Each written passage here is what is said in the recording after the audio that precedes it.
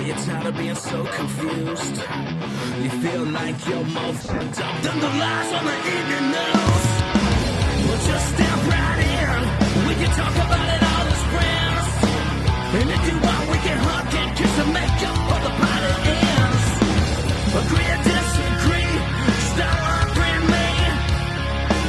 'Cause I'm everything you want, damn sure what you need.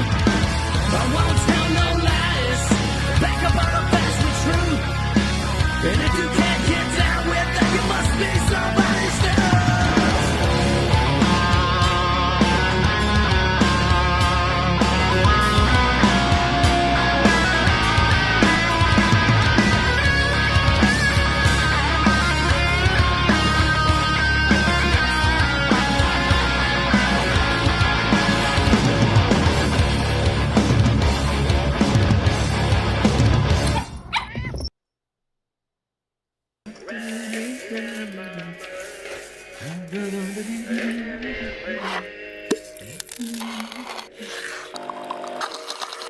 Come on, man. Can you feel the pain? Into him now. About this new world. Ain't no train. Papa's got a brand new eye. Adjusting transmitter. Howdy, y'all. This is Damani Felder. These are perilous times in American history, and now more than ever, we need individuals who are willing to wage war on the ideological battlefield with like-minded individuals. And I can think of no better place to start than my friends at the Don't Unfriend Me show. So thank you for being here, and enjoy the show. This is the Don't Unfriend Me show with your hosts Matt, Leroy, Amy, and Olivia. Geopolitics, military analysis, and election coverage. Coming to you live on all major social media channels at The Dumb Show. Honest, direct, unfiltered. We can agree, we can disagree. Just don't unfriend me. A lot of more people will be on the show than what we're seeing. Fortunately, we had 3 all within the weekend, and I have not had a chance to update the roster. So Damani will be here April 3rd, Friday, this Friday, which will be a great Red Friday. And then following that Monday, bracketed into the weekend, the older millennial will be on. We're super excited to bring him under the umbrella, and hopefully he participates and comes back again. I can already tell it's going to be a great show. Liv, who else are we missing? We are missing on, oh goodness, the 16th is Bethany and Adam. Adam is a J6er, so he will be coming on and telling his story of what he did with that. Well, him and his wife ran from the law for 3.5 years. She wasn't there. Are you sure? Mm-hmm. I watched. They met while he was on the run and got married while he was on the run. So she wasn't there. Living in sin. Yeah, so she was not there. So we'll get to hear how that happened. And then on May 15th, we will have T.S. Dixon back, which is awesome. Yes. I just heard from Lisa Regina. She will be back on the show. We just need to coordinate schedules. I'm also in the process of talking to a couple other people, just waiting to hear back. And then Barry will be coming back at some point in the next couple of months. And then Scott Lloyd is also saying he's going to come back to give us an update. If you didn't hear, Scott Lloyd from Front Royal running for the RNC chairman, they won by a decisive number, 19-5, won their appeal, which means that now the other side, David Silak and George E. Klein and his Nazi-loving sheriff wife will have a chance to appeal. And if that doesn't work, well, then there's going to be another election, and you're darn Skippy, we're going to be there. Oh, yeah. And we're going to make sure we're videoing and everything else. Yep. Welcome to the Don't Unfriend Me show. Matt Spear, Olivia Spear here with you tonight. What else we got, Liv? Nothing. No, Facebook's not working. I don't know. You need to clear your cookies. That's what it is. It's a cookies thing at this point. Yeah. If you've already closed it out, then that, if it's persistent through a restart, then it's a cookie issue. Okay, so you have to help me out the show to do that. Just clear your history and put all your passwords back in. Welcome to the Don't Unfriend Me show, everybody. We are going to, listen, we know what happened with the launch. Unfortunately, we weren't going to come on at 6:30. We're not going to stay after 9 for the Donald Trump speech. We're going to have to do that solo tonight. So we got a whole bunch to show you, though. Donations are up. $300 is what we're going for. It's the start of a new month, April 1st. We don't want any April Fools. So please, the people who make mistakes and put in $5,000 accidental donation, go whoopsies, that was meant to be $5. Don't do that to us tonight. We don't need any heart attacks. B.A. Boyd is from Front Royal. It's great to see so many people from Front Royal have been tuning into the show. I can't tell you how many emails and texts I got last night. Guys, I didn't do anything. I wish I did something, but I didn't do one darn thing.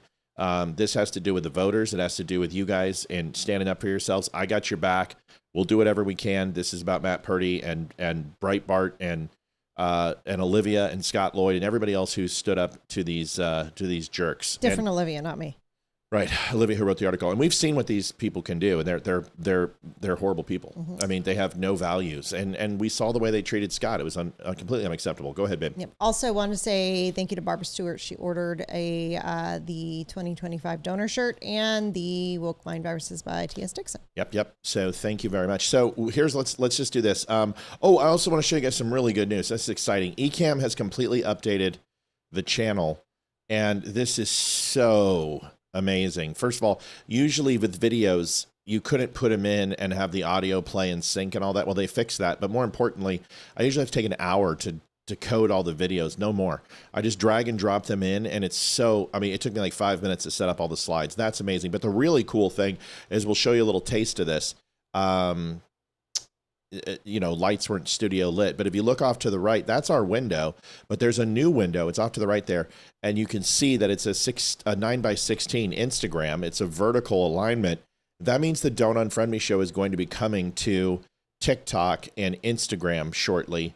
And we'll be able to broadcast to both. And no longer will it be 16:9, which we can't do with only the middle part. You don't get the videos. You don't get Olivia and I. We can actually change the frame independently now. Now, the trick is that not a lot of people can do this. This is a very intensive process for Ecamm. And in fact, Windows computers can't do it at all. And you have to have a super Mac, like an unbelievable Apple computer to do it, because you basically are running two Ecams. All the cameras. So if you have 4 cameras, you're now running 8. If you have 256 bits of audio, you're now running 2.5 gigs of audio. Videos that are running in 4K are now going to be running in duplicity with 8K. It is a massive resource hog. And more importantly, the bandwidth is so extensive that if you don't have like a 1.5 gig connection and you don't have 500 down, you can't do it. And fortunately, the Don't Unfriend Me show has both. We have a super Mac because of our wonderful users who built and helped build our studio.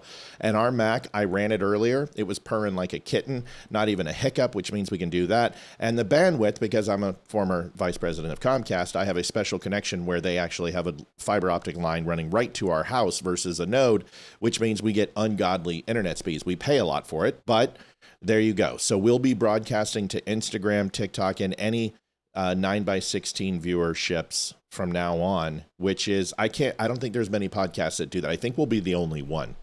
In fact, I'm positive I have not seen any of the top podcasts broadcast simultaneously to Instagram and others.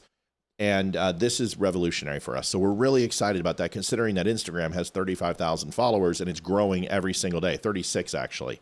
So give you guys the hint of what's going on. We'll have that.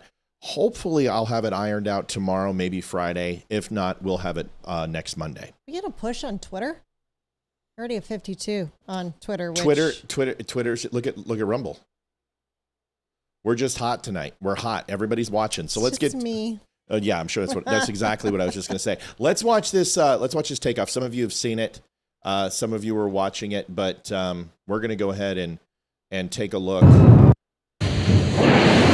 Off and away! Let's go to the moon! Okay, no, that's not what I wanted to do. Where's the live stream? Is that it? Is that all we got? Oh well. Well, Two now bound for the moon. Humanity's next great voyage begins. Two now bound for the moon. Humanity's next great voyage begins. Good roll pitch. Roger, roll pitch. So much different than the space shuttle that we're used to, yeah? The Challenger, and I mean, that looks like a Russian. AMT high. AMT high. On time passing I think there's 4 astronauts on this. They're going to go around the moon, and target milestone. they're talking about landing on the moon. Space launch system core stage. Integrity 3 miles in altitude. Technology is incredible, huh? Yeah. I mean, amazing. it's been God, we grew up watching that stuff, didn't we? Yeah. Here's a longer. RS-25 engines lit. 4, 3, 2, 1. Booster ignition. And liftoff. 15,000 miles per The crew hour. of Artemis 2 now bound for the moon. Insane. Humanity's next great voyage begins.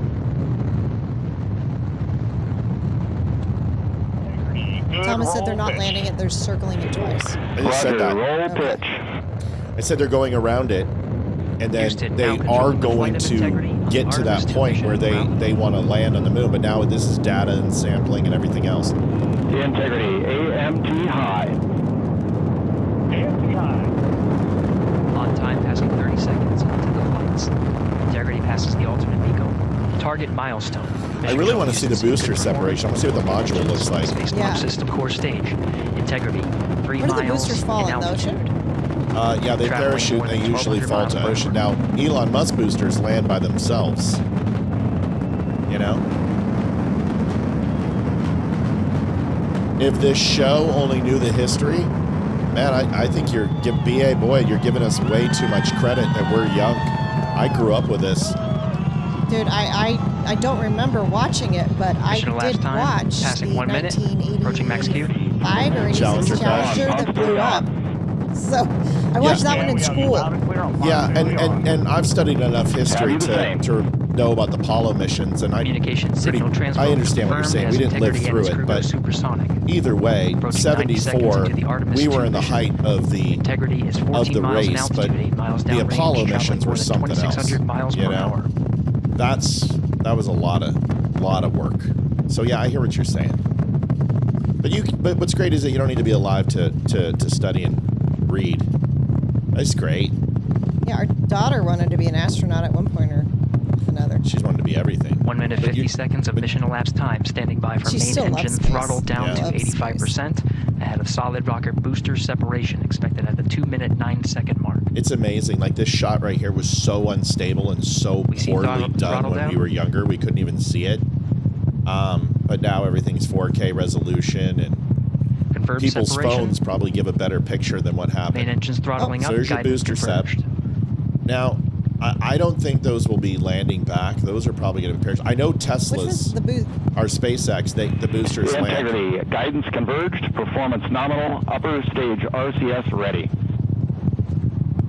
Copy all, Stan. Integrity, SM So you've seen what the SpaceX boosters do, yeah? Yeah, they Oh, they're incredible. they got their own little mind. So cool. 2 minutes 45 seconds of mission elapsed time into the Artemis 2 mission. Thrusters on Integrity and upper stage confirmed in a ready state ahead of service module fairing separation. This guy's got a great voice. He's very, very peaceful. All right, well, So what is that we're watching right there? What was that's the after the boosters drop, that's the main vessel, and then that has a thruster, and then it's going to separate from that when it hits apogee, and then it will separate from the main body, and then that will be the module. And I'm assuming the module isn't necessarily designed for controlled flight, but it will probably go around the moon multiple times, enter the moon's gravitational pull, which is slight, but still follow it around. Is what I would assume. Yeah, there's a picture of this. Looks like AI, but this gives you an idea. Yeah, there's the module. It's interesting. It's got an independent booster on it. It's cool. Oh, B.A. Boyd said Maddie's talking about the history of the Virginia stuff. Oh, God, Boyd, I'm sorry. I was into rockets, brother. I didn't know what we were talking about. I'm sorry. My apologies. I was like, well, we kind of lived through it a little bit. I'm like, thanks for thinking we're so young.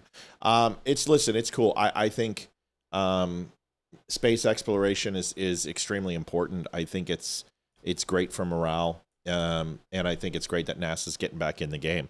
Booster and main is recovered. Good. Yeah. And I would assume that those would splash. And my hope is that SpaceX somehow contributes to NASA and they can help each other and and really develop. But I like it. Government ran and private working independently of each other. Thanks, BA. It makes the government actually do their job. Yeah.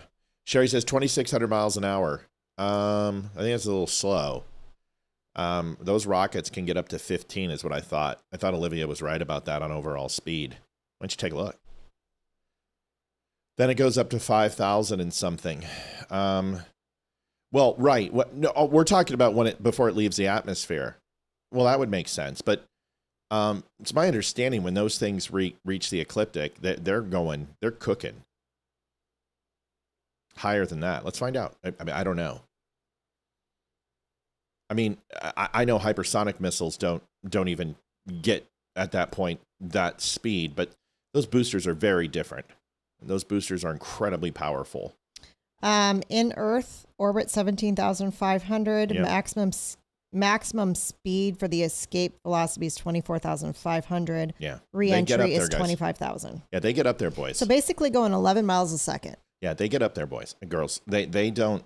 A re-entry, it's obviously gonna move with the. That's fast enough to go to New York, from New York to Los Angeles in 6 minutes. Yes, please. I'll take that plane. Yeah. So those things cook. I mean, they get incredibly fast, and they get incredibly. Those boosters, just those things fire off. And when you look at it, if you haven't seen a launch before, I got to see a launch in Florida.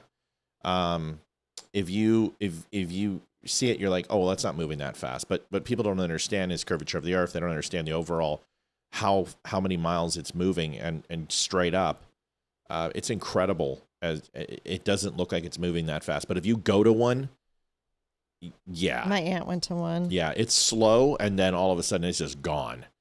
Yeah, 17,500 orbit. It's going to be geosynchronous with the Earth, so it's going to move at the same velocity of the Earth at that point, as long as it's an apogee. If it's an apogee, it's going to move at the same speed. Yeah, I love this stuff. I love space. I love the history. All right, we've got like 300 people on. We got to get busy. Livy, you ready to go? Yeah. So, got some things to talk about tonight. So once again, you guys, it's the fastest thing you'll see. Well, depends. You've never been in bed with Olivia and I. That's pretty quick. That's no. It won't be the fastest thing I see, but it'll be close. Yeah, it'll be close. Yeah. Oh, one more thing. Elizabeth's getting married tomorrow, so congratulations. Elizabeth who? Hall. Oh, okay. We have a lot of Elizabeths. Elizabeth Hall. Elizabeth Hall. Congratulations. We're getting married. Is it Chief Wampum? What somebody? That's you. You're Chief Wampum. Remember? Somebody from the reservation or something? All right, here we go. So teacher union, Weingartner. Everyone knows for the teacher union, she's the one that locked down in Chicago and made sure all the teachers didn't go back, and that people at Subway and people at Best Buy and all of those type of things. I don't know how anything can survive those speeds. Well, it's pulling G's, but that's where aerodynamics and overall vehicle construction is really, really important. Those spacesuits are incredible. And a lot of those anti-G suits they take a lot of the brunt of it. That is pretty cool how they work. I don't know how they work, but yeah, well, that's a whole nother conversation that we don't need to get into. We don't have time. So Weingartner, so teachers union who locked down our schools, said teachers shouldn't go to work, that they were susceptible to COVID more than their kids and more than people who worked at Subway and Best Buy and everything else. Here is Weingartner. Because the only way the government acts for the people, listens to the people, responds to the people, solves the people's problems, is if it is a government of the people, by the people, and for the people. Wow. That's why standing up and showing up, being in solidarity like millions of us are doing today is so important. It is the only way we can get the government to act in our interests, act in our kids' interests, act in working people's interests. It's the only way we can tackle housing costs and healthcare costs and child care costs and save our damn retirement. Wow. So is she's teachers union? Yeah, she's the Oberst lieutenant for the Third Reich Teachers Union of Chicago. Yeah, she has no kids either. Doubtful. Like, no, she doesn't. She's never had kids. Yeah. I don't know if she's ever been married.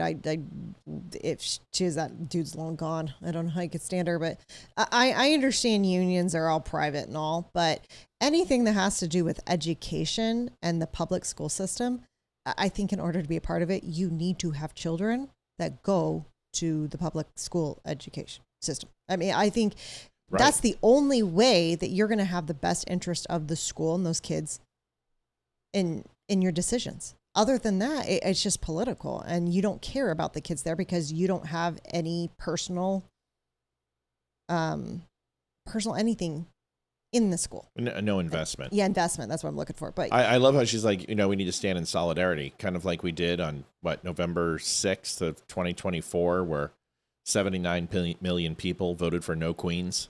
Yeah, that was pretty good. Mm-hmm. This is so stupid. Like we said this last night. Congratulations on No Kings 1, No Kings 2, and No Kings 3. They all had the same result. We don't have a king, so you guys won. Exactly. You did very well. Why you're doing No Kings 4, you're already winners. You guys were the first sperm. So everyone's a winner. And there's people like, I've never won anything. You were the first sperm. That's pretty good. That's pretty impressive. You were the fastest swimmer. How many millions? Right. You were the fastest swimmer. So don't sell yourself short that you're not a winner. Unless you were artificially inseminated into a kangaroo like Weingartner was, because she looks like a kangaroo. Have you ever looked at her up close? She looks like Captain Kangaroo's dad without the mustache. Do you remember Captain Kangaroo with the bowl cut? Yeah, I remember Captain Kangaroo, but I don't know who Weingartner Were you a Romper Room person or a Captain Kangaroo person? I don't know what Romper Room is. Captain Kangaroo. What the hell is wrong with you? What do you mean you don't know what Romper Room is? You're Mexican. How do you not know what Romper Room is? I see Billy, and I see Jody, and I see William and Jason. I'm not old Robbie. like you. You know Captain Kangaroo. Captain Kangaroo is older than Romper Room, you jackhole. I watched reruns. I watched Mr. Rogers' Neighborhood, Captain Kangaroo, Reading Central Officer Dupey reporting. Yep. Who remembers Romper Room? Raise your hand. It's like saying, well, Mr. Rogers and Captain Kangaroo. I wasn't old. Romper Room was. You don't remember Romper Room? She was Mexican. I don't even know what that is. So Romper Room is basically like a preschool room, and the teacher had a magic mirror. And see, Vicky remembers Romper. Everyone remembers Romper Room. Yeah. See, I watched Captain Kangaroo. I was never really a Mr. Rogers guy. I don't know, just not my thing. But I remember Romper Room, and I remember Captain Kangaroo. Did you watch Schoolhouse Rock? No. Conjunction, junction, what's your function? Words and phrases. No? I'm just a bill. Watched a lot of Sesame Street growing up. An average bill on Capitol Hill. No, Mr. Bill. No. Oh, you privileged child. You watched Sesame Street. I watched Sesame Street. But that was before like Oscar was gay. No, I don't remember. I don't think Oscar was gay till like the 2000s anyway. Well, I know, that's my point. But no, I always loved Sesame Street because there was a character named Olivia on there. And yes, there was. There was Gordon and Olivia. And she was black. Yes, it was the black couple. Yeah. I remember he was bald. I remember Gordon and Olivia. Yeah. There was never any Olivias anywhere when I was growing up. Yeah, except for Olivia Newton-John.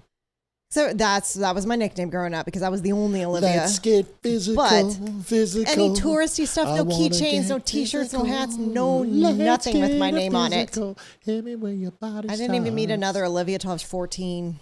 It's the first time I met another Olivia. Did you know that I had a massive crush on Olivia Newton-John growing up? And then when I met you, I was like, score. It's Olivia. Yep. Yeah. Olivia Newton-John and Diane Cannon. Those were my two. Too bad my middle name's not Diane, but it's okay. I call you that occasionally. And let's be honest. Would you rather me making love to Diane Cannon, calling out your name, or calling out Diane's name while I make love to you? I mean, let's be honest. Depends on the night. Whatever. Easy. No, Oscar isn't gay. My point is that in Sesame Street they're doing all sorts of stuff. I remember those. Those are good. Those are good. But my whole point is, Weingartner, why don't you do me a favor? Why don't you try to, for the first time in 75 years, actually have the public school system succeed at something, because they've literally been failing our children since inception. If you go back to the 50s and you look before we instituted the public school system, we were number one in everything: reading, writing, arithmetic, etc. And we were ranked number one in the world for all of it. And now we can't even pass standardized testing.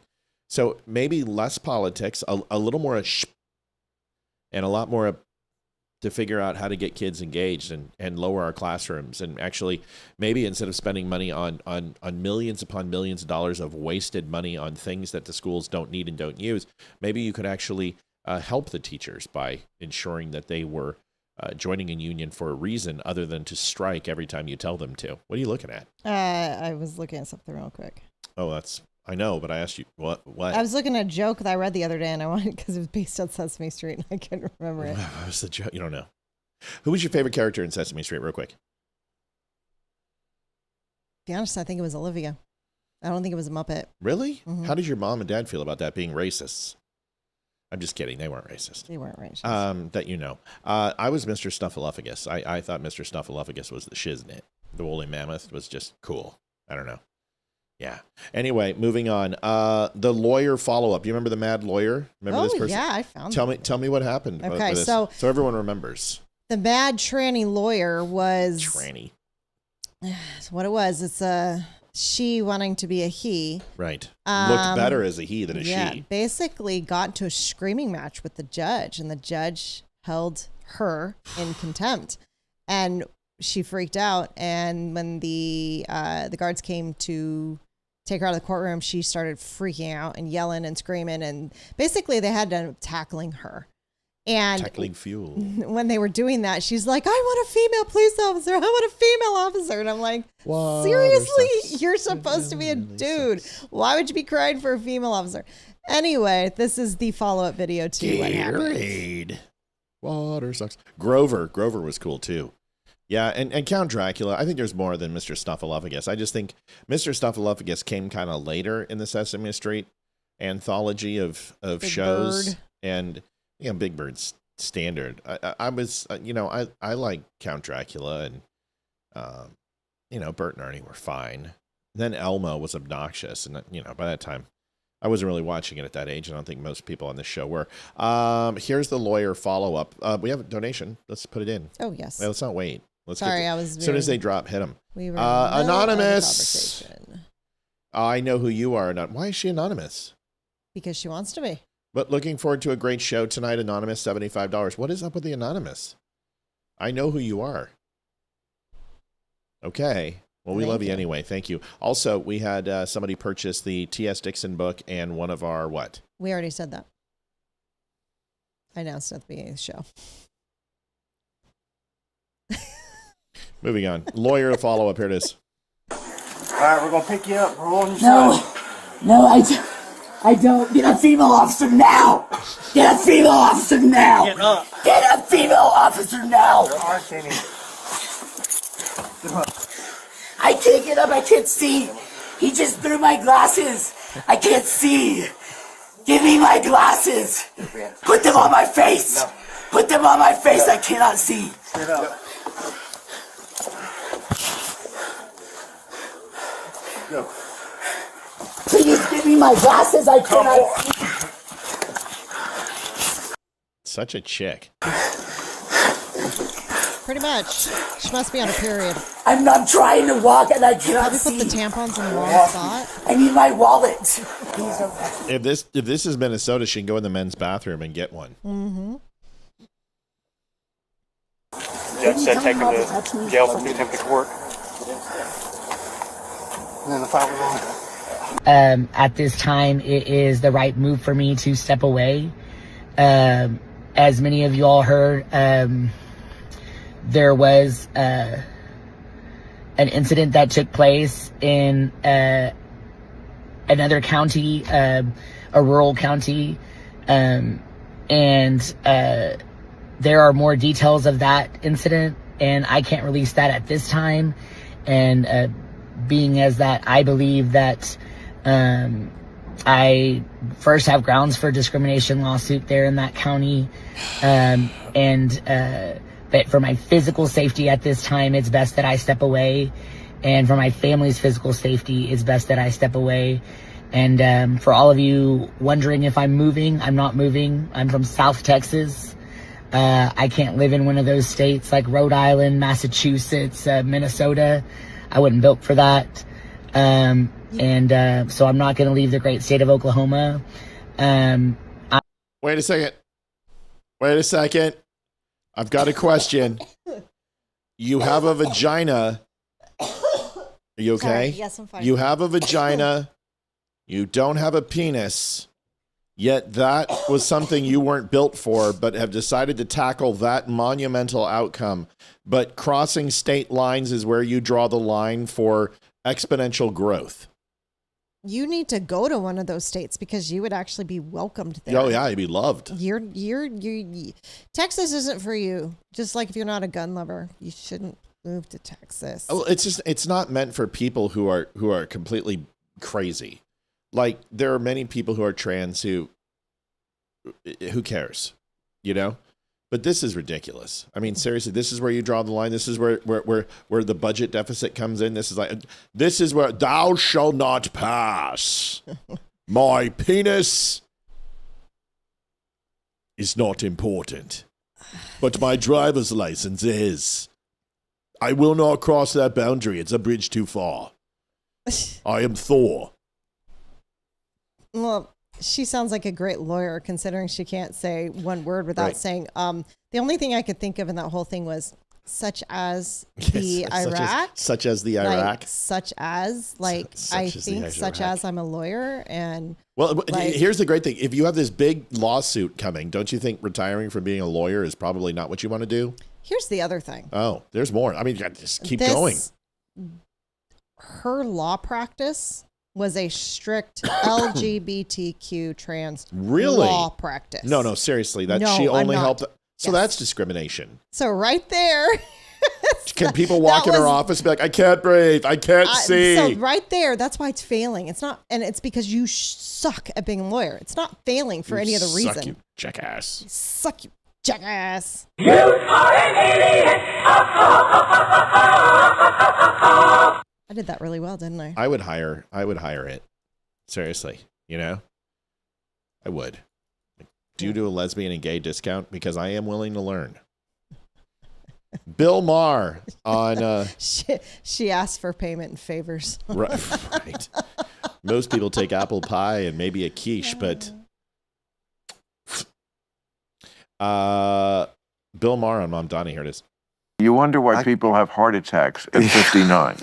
I mean, that's why. Yeah. Because that's what capitalism is. And I'm sure, Mom Donnie is watching this right now, as he always does, I'm sure, and saying, exactly, Bill, that's my point. Capitalism is terrible. Yeah, it's terrible, except it's still better than the reverse. Yeah. Well, you want to really be... Soviet people died at 38 from being drunk all the time because they couldn't take their life under communism. My girlfriend is Polish. She was born into communism. She lived under it for a little while, and she shakes her head. She's like, they don't know what they're asking for. They don't know what they're talking about. No, they don't. And it would be so easy to find out. It wasn't like it happened 1,000 years ago. Exactly. It happened in our lifetimes. She would explain to me the grocery card they got. She got a grocery card. Her family got a grocery card. And they would... This is Poland. Yeah. Warsaw? Yeah. And you were allowed, your family of 4, you get X amount of milk, X amount of liters of milk per week. You get X amount of eggs per week. You get X, and then you take that card to the store, which sometimes didn't have any of the stuff on your card. Sometimes they just had we're long on toilet paper today. Oh, yeah. So take some toilet paper, but come back tomorrow and maybe we'll have what's on your list. It doesn't work. Humans need to be incentivized by selfishness. Mm-hmm. It is nature to be selfish. Animals are selfish. Yeah. Watch them. Yeah. I heard a song the other day, and it was, and of course, all things are exaggerated, but it was basically, capitalism isn't bad because you suck at life. That's awesome. And I was like, that's a pretty catchy song, Yeah. Sorry. Yeah. Sometimes that's what it feels like. Capitalism doesn't suck because you suck at life. I love it. That's my new quote. Here's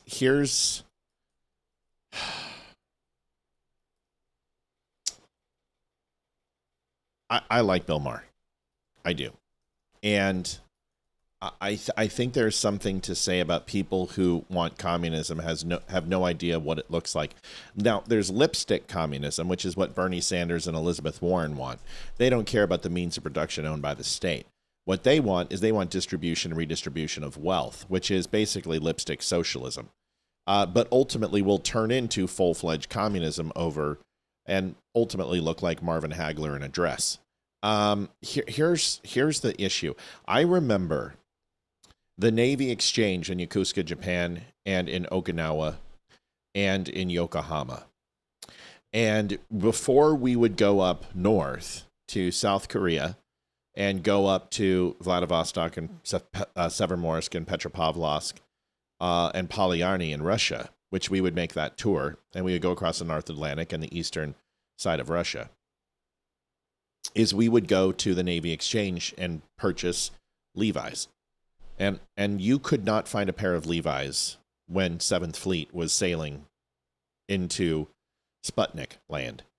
And the reason why is because you could take a thing of Levi's and one pair and go in and pull into any one of those ports and live like a king for a week.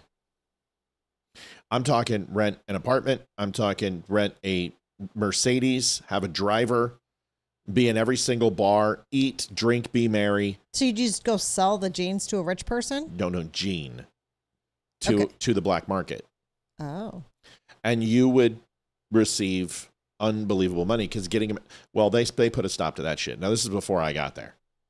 So they put a stop to that. Like, that happened one time, and then they're like, listen, you can't sell Navy PX stuff and sell it, to foreign countries. Can't do that. So that stuff was put a stop way before I got there, decades before I got there.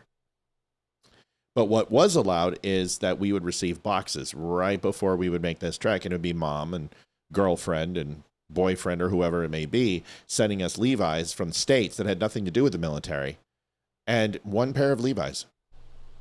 You could take it into any one of those ports and trade it for cash. But was nobody ever wearing Levi's or jeans or anywhere? No, they won't allow them in Russia because people were too poor to acquire them. And plus, it was still not under communist rule of that sense, but the mafia, the oligarchs still had control of it after the fall of the Soviet Union, and it turned into a democracy, but essentially it turned into a mini Ukraine 2.0, which was run by the mob and run by the oligarchs, the prostitutes, the drug dealers. And they stopped all the goods, and they would literally, any type of goods that would come in, they would hijack these trucks and sell them on the black market. So if you wanted to do any business in Russia, you had to sell it on the black market. Jeez. And American Levi's were a sought-after commodity because you couldn't get them in Russia. So Levi's were huge. So were Nikes. And Drakkar Noir, the body stuff like that was unbelievably popular. Fila and Kangol and tracksuits, and you could just bring anything and just sell. People would literally just take stuff that they brought from home and sell it on the black market. And this is how bad Russia was. And this was after the Cold War. This was after communism fell. Angela says, Matt, it's the same in Germany. My aunt and uncle would come to visit with almost empty suitcase and fill with Levi's because they were over $100 higher in Germany. True. I used to, listen, we would pull into Hong Kong and we would go to the Ralph Lauren polo store. You guys understand all the polo stuff, it's made in the US. It's not made in the USA. It's made overseas. And these outlet stores would be able to sell bulk polo stuff that gets sent back from the States that wasn't selling there. And it might be a season or two older, but I used to, you remember, I had nothing but polo. I was wearing $175 polo shirts that I bought for $10 in Hong Kong. And if you look at any pictures of me in Japan and Hong Kong, I'm dressed to the nines, look like an Amber Crabby Fitch model. You can ask Olivia. I'm wearing leather sandals with chinos and polo shirts with Ralph Lauren glasses. And I would go into Hong Kong and we would fly in or we would hit port. And the first thing we do is go to the Polo Ralph Lauren store, and we had Christmas shopping done. We would come back with bags full of polos and just send them back stateside. Here you go. How much money are you making in the Navy? It's the life, man. Overseas service is great. But that's the way it was. And it was a different time, a different world. And, it's not like that anymore, but it was at one point. So communism isn't good, folks. I've seen it. I saw when Hong Kong, we ran the security group in 7th Fleet, and we ran, Yeah, Tommy Hilfiger, amazing in Hong Kong. Tommy Hilfiger's over there. Polo, Ralph Lauren, Chaps. What other jeans? They'd sell Lucky jeans over. I mean, all of it. It was cheap. Hong Kong was amazing. Faux Lexus? No, because when you went over there, yeah, you couldn't get a real. There was plenty of fake stuff, but the thing in Hong Kong is if you went to the right district, it wasn't fake. It wasn't faux stuff. It was real stuff. It was just either A, had minor flaws with it, like an outlet, and outlets were not a huge thing. Outlets became a massive thing in the United States, but weren't necessarily back in 95. But a lot of a button would be slightly a quarter of an inch on the run was off, so they would kick it back and sell it. Korea was great for knockoff shopping. So was Japan. Taiwan or Malaysia. Malaysia is great for knockoff. So was Bali. Bali and Malaysia, you can get knockoff everything. Korea for sure. South Korea for sure was good for knockoff. But Hong Kong was good. Hong Kong was good. You got a lot of the production that came out of Hong Kong. These outlet stores did great. They did well a long time ago. I don't even know how many people on. We've got almost 100 on Rumble. We are killing it on Facebook. Well, Facebook's okay, but Twitter's doing really, really well. Great to see so many people on right now. Welcome. Donations are up. We're hitting for $300. We've already got 75 in the kitty. We're always looking for more. Here is The View on children. You found this. The View had some comments about having kids and how it's, dangerous now? Or what was it? You remember? Yeah. It's been a few days. So no, she doesn't remember. Yeah. So let's just go ahead and play it. That's great. Sorry.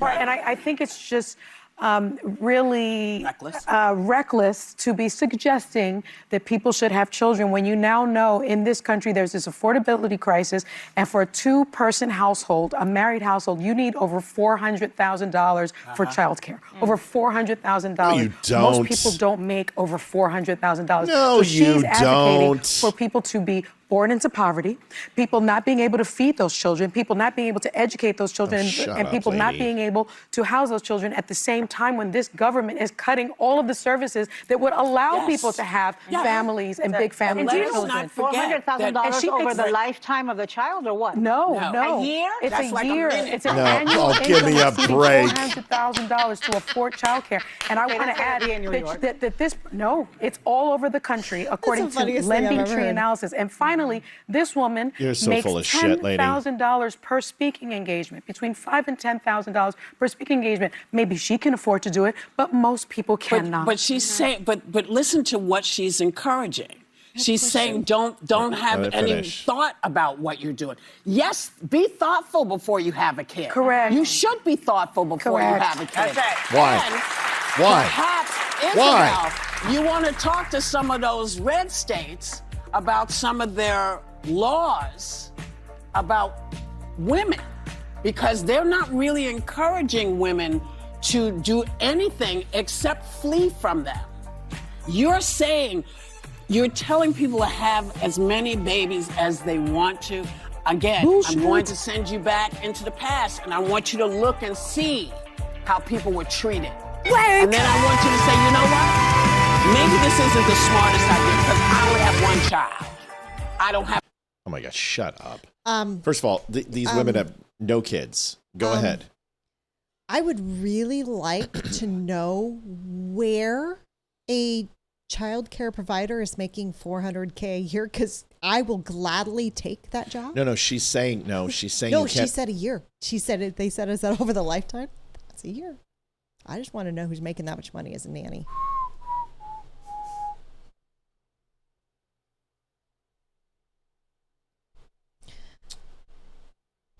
Are you done?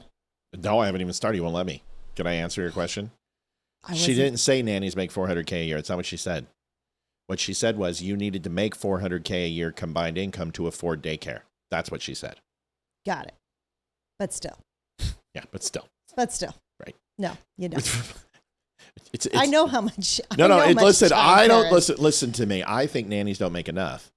I think you should make more than you make, but you make good money for being,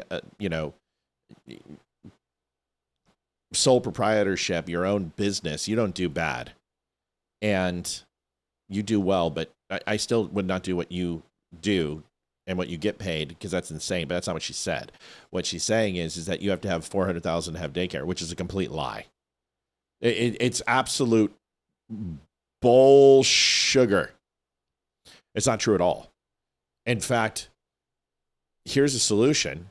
Get married, have kids, stay home, raise your child, and the husband can work. And then you don't need $400,000, because Olivia and I combined for most of our kids' lives were between $95,000 and $125,000 a year. Not until later in their life did we start clearing more than that. And we were successful because Olivia stayed home and took care of the kids. And I went out and made the bread.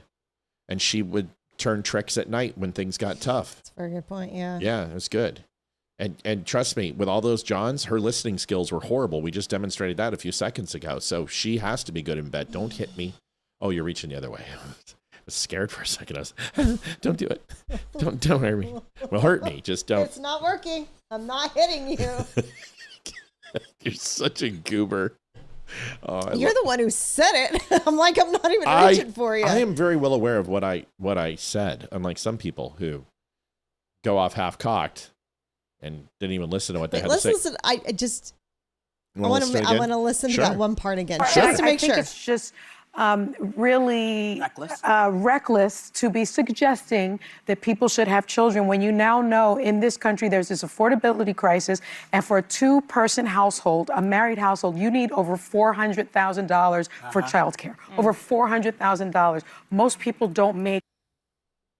But go finish to the next part, because they asked Olivia a question. Spear. Yes. I already proved it. Now we got to keep. It's not going to get any better for you. It's just don't pause this it affordability crisis, and for a two-person household, a married household, you need over $400,000 for childcare. Over $400,000. Most people don't make over $400,000. So she's advocating for people to be born into poverty, people not being able to feed those children, people not being able to educate those children, and people not being able to house those children at the same time when this government is cutting all of the services that would allow people to have families and big families. And do not forget $400,000 over the lifetime of the child, or what? No. A year? It's a year. It's an annual income exceeding $400,000 to afford childcare. And I want to add. Got it. Excuse me. I'd like to ask you a few questions. I'm waiting. Go ahead and say it. It's okay. Say what? You know what to say. Just say it. It's okay. You can say it one time. It's okay. You're not going to do it, are you? All right. That's fine. That's just what I expected. Throw me a frickin' bone here. I'm the boss. Need the info. Bill Cosby. I've seen The Woman's Job, and I don't want it. You've said that many times, actually. Oh, yeah, no desire. Women have an incredibly difficult job, and that's not me trying to get laid, because it's a sure thing. Trust me. I snap my fingers, and it's there. Women work harder than men. Sorry. If they stay home. If they go into the workforce, they have it made. Sorry. It was like, that's not true. Women, bullshit. Try to fire a woman. Let me know how that works out. I've tried to fire a ton of them. It's impossible. I've seen advancements of women so easily just to fill quotas. Do you know how many quotas there are for white men? None. Zero. Zilch. Nada. No company has a white person quota. But they have a woman quota, even if you're white. So don't give it to me. I didn't get hired from Starbucks 3 different times, and I had Facebook, Google, Apple, and Comcast all recruiting me at the same time. But Starbucks I wasn't good enough for. Why? Because I didn't. That's why. Sorry, there's no mute button for being graphic. Sorry, it didn't work out. I apologize. Oh, boy. Supreme Court conversion therapy. This is a win. Watch this. This is a win. It's true, Matt. Former SAHM here. I know, Don. I know. Don, I know what you did. And I agree with you. I asked the vice president of Comcast of SPHR, HR vice president, and I said, prove to me sexism works or happens in the workplace. And she goes, what? I said, prove to me that sexism happens in the workplace. And she goes, well, very simply, a man makes sexual advances to a woman. And I said, so you're saying it only happens to women? He said, no, I'm saying it happens to men. I said, okay, it happens to men too? And she goes, yes. I said, what percentage? And she goes, oh, well, it's vastly different. And I said, it's vastly different because men aren't going to report it because there's a stigmatism about men that they will somehow not be full of machismo or bravado or masculine if they go ahead and report sexual harassment. But I can tell you here on the last 3 meetings that I've went and traveled to, I've been sexually touched by 3 different women after hours going and having a bar or a drink or whatever. Multiple have felt my arms or felt my muscles or grabbed my chest. One of them grabbed my junk. One of them stood next to me and wrapped their arm around my arm and went ahead and grabbed my pectoral muscle underneath. And her comment to me was, oh, God, man, I love it when you're here at the bar because I just get back and I get to sit here and touch on you and then I get to go back to my room. That was her comment. Comcast. It's sexual harassment. I didn't report it 3 times. 3 times, Bob. What did she say? I just told you. Oh, Caroline? Yeah. Oh, no. She's like, well, I don't think I'm like, really? What about Dave Salazar? Dave Salazar looks like The Rock. It's true. He did. He's a handsome dude and he's got hair and women love him. You don't think he's been sexually harassed? I'm like, you get harassed. You put guys like us in a suit and we look good. And women, middle age, who are away from their husbands and get them a couple drinks, they harass as much as anybody. And she goes, well, I don't know if I believe it. I said, well, what if I go ahead and tell you that it was 2 of your HR people who did it? There's 2 things I know for sure. Number 1, preacher's daughter are the easiest thing in the world. Preacher's daughters, that was my MO. What's your dad do? He's a priest. Oh boy, here we go. That's one thing you know. Number 2 is that HR people are whores. I'm just telling you. I'm just letting you know. They do some of the craziest shit. They're some of the drunkest. They're some of the most rowdy. When they let their hair done, because they think they can't be touched. That's right. Well, and they also have to be all prim and proper. But when you put them out on the town, they get loose, man. I'm not saying you're a whore if you're an HR person. What I'm saying is that they tend to blow off steam at a higher frequency, at a higher volume than most people. But then I said to her, well, can you describe feminism to me? And she goes, sure, I'll just give you a real basic example. I said, okay. And she goes, razors. We have to pay a pink tax. And I said, that's a myth. She goes, what? I said, it's a myth. There is no pink tax. And I'm like, I'm in advertising. I'm a vice president for sales and marketing. You think I know a thing or 2 about marketing?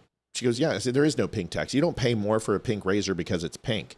In fact, it lowers the demographic because most women will cross-pollinate into a male product and they don't not buy it because it's pink. But a man certainly doesn't buy a pink razor because it is pink. So you're lowering the demographic of purchasable items. So it actually is a negative. It's a deterrence. She goes, see, and that's why they raised the price. I said, no, that's not why they raised the price. Do you want to know why they raised the price? And she goes, sure. I said, it's better. She goes, it's better. What do you mean it's better? And I said, well, considering that I have to shave my face, which is 1/10 the size of your legs and your pubic area and your armpits and everything else, your razor has to last 4 to 5 times longer than mine. But it doesn't. That razor shaves a giant area where I can save my razor for 2 to 3 weeks. I actually pay a little bit more for that individual razor, but yours does more. And she goes, that's not true. And I said, really? Okay. So why don't you use men's razor? I said, what's the difference? She goes, it's price. And I said, okay, why don't you just buy a men's razor? And she goes, oh, well, they're not the same. What do you mean they're not the same? Well, they don't cut the same. They don't last as long. There you go.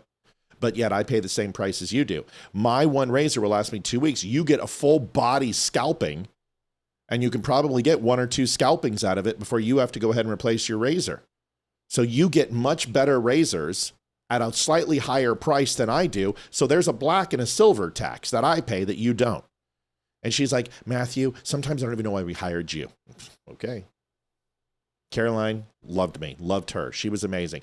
I bet when I finally left the company, I don't think she was very happy, but she was a great woman. But we could have those conversations, and she lost them every time. Moving on. Supreme Court conversion therapy. This is a win for us. Listen to this. Against a Colorado law banning so-called conversion therapy for LGBTQ children. Shannon Bream watching this and getting the ruling now. What was decided? Good morning to you, Shannon. Hey, Bill, good to see you. So a therapist out there in Colorado challenged this law when it was passed, saying, I need to be able to counsel clients for whatever services they're seeking. So the court looked at this, finally decided 8-1 in her favor, striking down that law in Colorado. I want to read you part of what they said.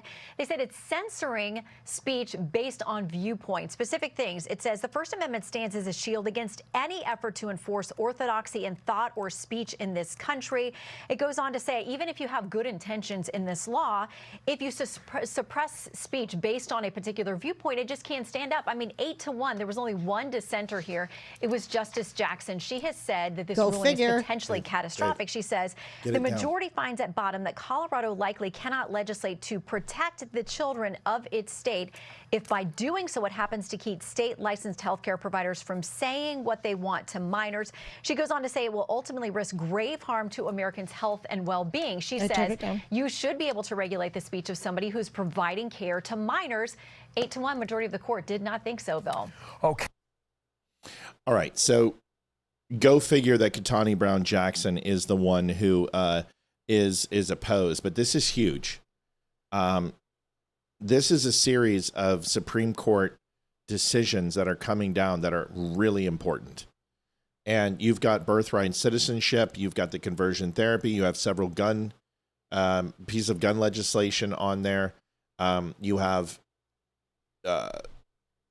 Donald Trump's ability to go ahead and not declare, but to execute war and conflict at an extended period of time without approval from Congress. You've got dollars for the ballroom that they just went ahead and tried to shut down. There's multiple things that are taking place where judges are getting involved in here, and 'tis the season.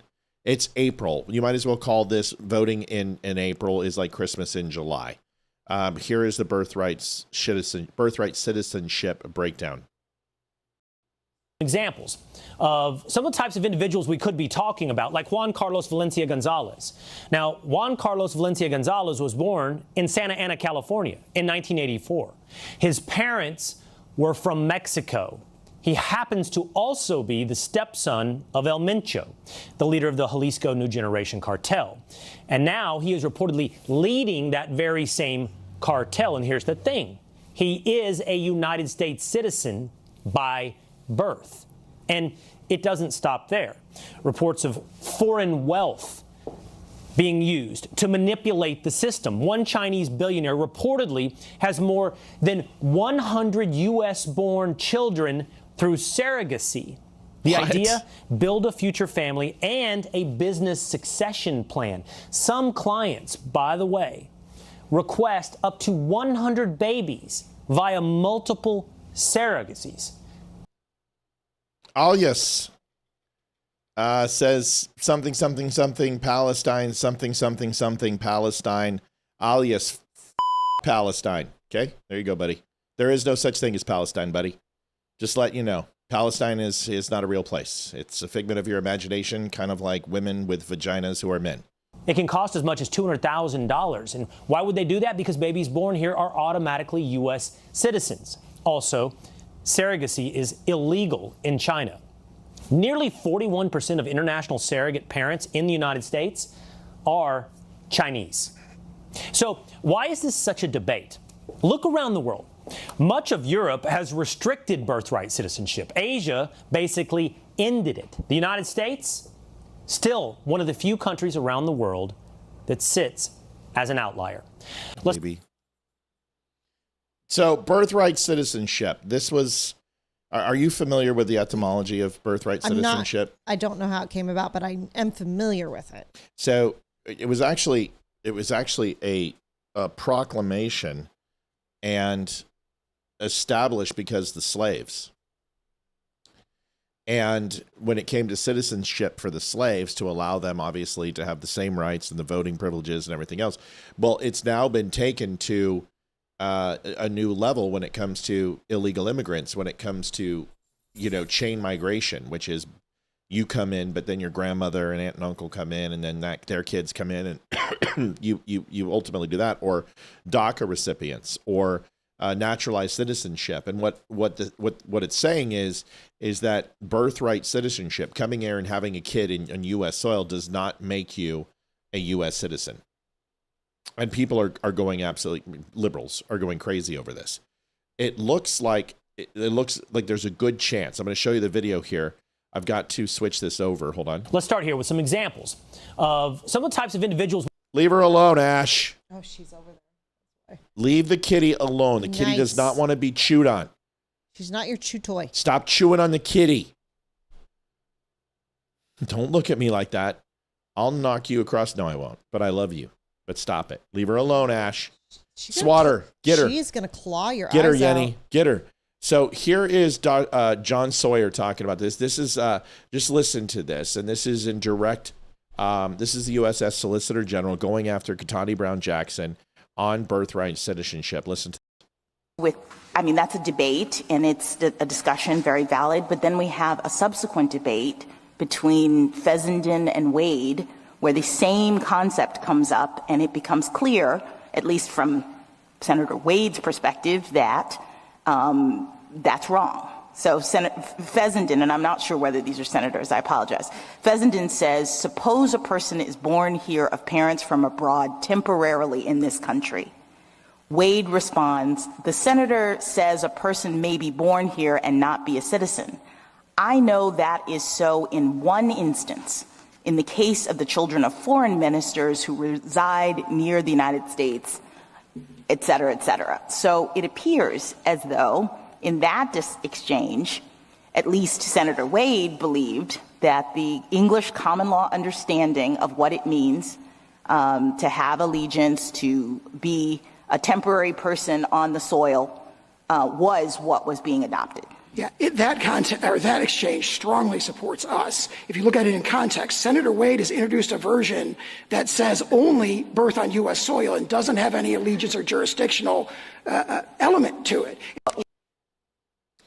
So the key about birthright citizenship is the line in the 14th Amendment that talks about this, which is, and I had this on a post on social media, and essentially it focuses on the jurisdiction of the laws of the land that ultimately decide whether this is a valid argument.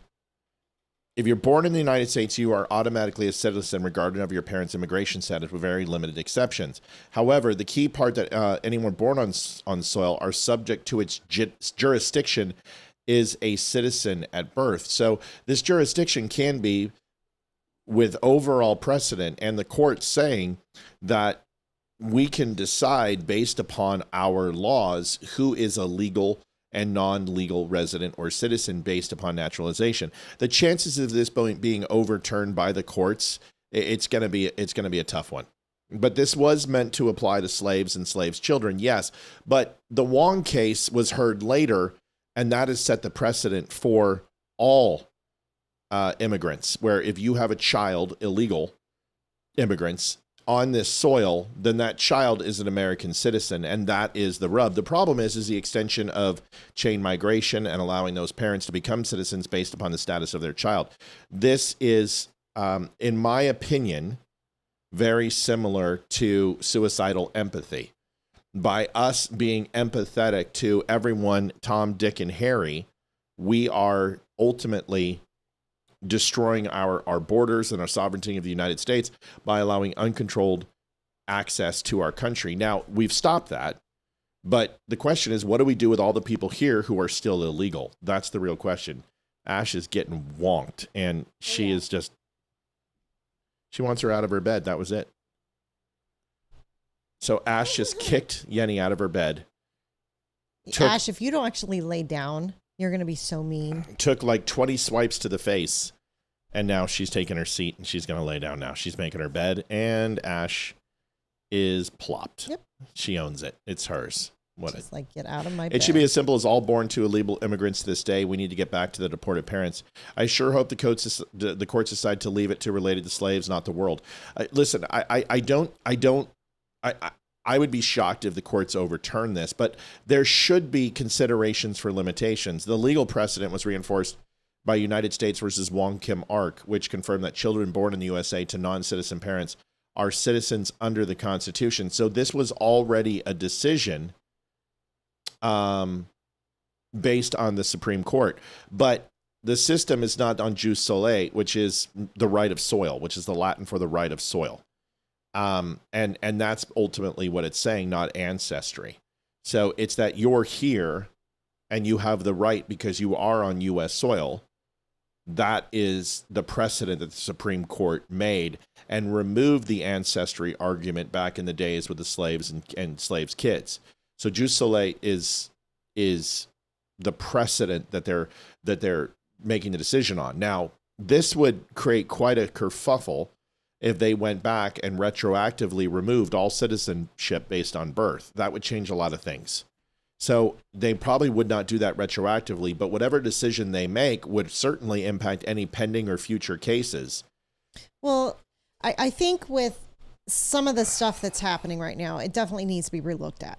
I mean, you've got any child born in 2025, 26, 27, whatever, the whole thing that the private benefactor set up to where you can have like 10,000 put into a savings account for you and you get it at 18 or whatever. Right. That's all U.S. born citizens.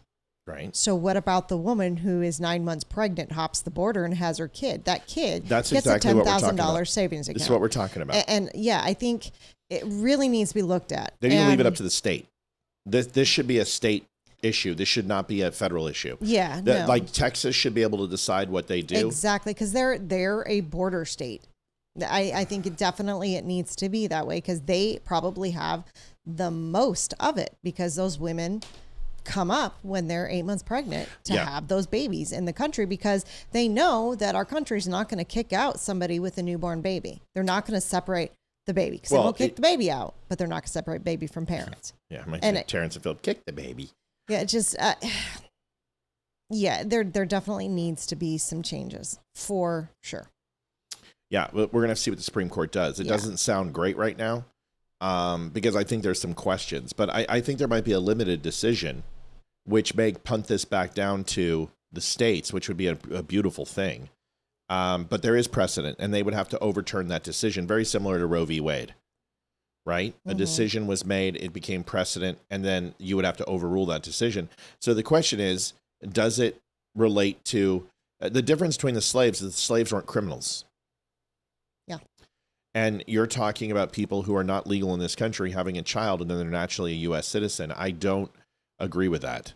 Yeah, because the slaves came over here not willingly. Yeah. And they were brought here. Yeah. People, illegal aliens, are coming over here willingly. And doing this. And Sherry says every state is a U.S. border state. That's not my point. My point is that when you bring this back to the states, federally, this is going to be a difficult thing to mandate without an amendment to the Constitution and amending the 14th Amendment, which takes a 3/4 majority of the Senate and the House. If the Supreme Court finds this to be unconstitutional, they're going to be going back and truly impacting a lot of precedent that was set and overturning many different cases. It might be better for them simply to kick this back to the state and not make this a federal issue, is my point. That's an easier a bone of contestation than it would be to make a 3/4 amendment or kick this back to the House and Senate to nothing's going to get done there. Nothing's going to get done. So my point is that you would have to make this a state level issue. And to me, that's the best way to do this. Now, we're not going to fix California. We're not going to fix New York.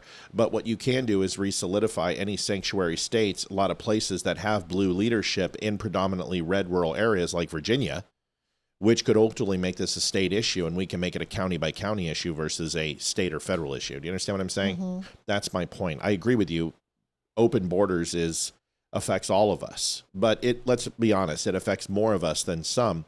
And if Texas can go ahead and stop all immigration at that crossing, well, then they're going to come through Arizona. Well, then Arizona stops that. Now you got it through California.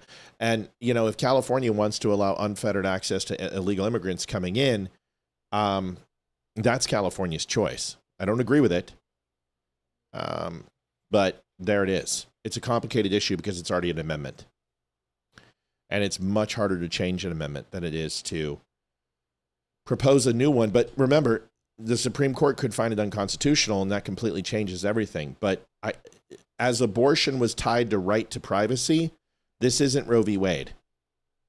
Just like the Obamacare mandate wasn't tied to